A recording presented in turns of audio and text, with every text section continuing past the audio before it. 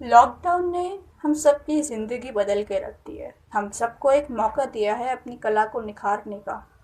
किसी ने कुकिंग सीखी तो किसी ने यूट्यूब चैनल खोल लिए। लेकिन इस लॉकडाउन का एक अनकहा अनछुआ पहलू भी है। तो यह कहानी है सोमेश की, जो कि एक प्रवासी मजदूर है। रोज़ सुबह की तरह सोमेश उठता है, लेकिन आज सोमेश के पास करने को कुछ काम नहीं है। काम नहीं है तो कमाई भी नहीं है। इस लॉकडाउन ने उसे बेरोजगार बना दिया है।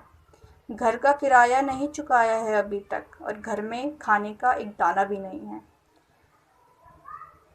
टक टक, उसके दरवाजे से आवाज़ आई। देखा तो सामने उसका मकान मालिक था, जो कि अब उससे इस महीने की किराए की मांग करने लग गया। सोमेश लाचार है क्योंकि वह मकान का किराया देने में असमर्थ है और इस घर को छोड़ने पर विवश। सामने यह सवाल खड़ा है कि खाए तो खाए क्या। ऐसे में उसे अपने गांव, अपने घर लौटने का ख्याल आया। अपनी बूढ़ी माँ का चिंता में डूबा हुआ चेहरा उसके जहन में आया। लेकिन विवशता है कि जाए तो जाए कैसे। ना बस है, ना ट्रेन, ना ही कोई और साधन। उसके सामने पैदल जाने के अलावा कोई दूसरा मार्ग नहीं बचा था।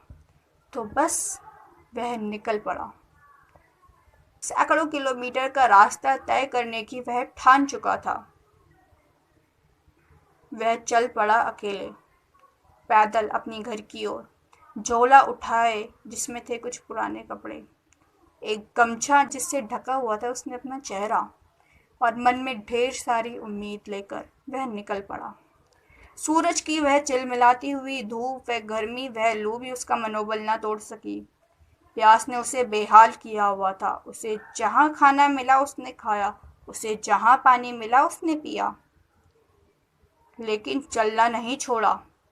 उसके पैरों पर पड़े हुए वे छाले उसकी दशा और उसका दृढ़ संकल्प बयां कर रहे थे। आखिर 5 दिन बिना रुके, बिना थके, लगातार चलने के बाद उसे अपनी मंजिल दिखाई देने लगी। लेकिन किस्मत ने यहाँ भी उसके लिए कुछ और ही सोचा हुआ था। उसे क्या पता था उसके खुद के गांव वाले उसे गांव की सीमा नहीं लांघने देंगे। आखिर हो गया वह 14 दिन के लिए क्वारंटाइन सेंटर में बंद।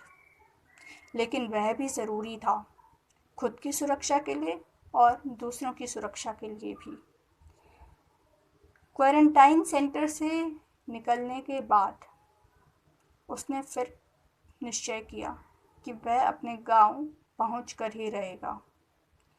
और फिर वह चलता गया उसी उम्मीद, उसी हिम्मत के साथ।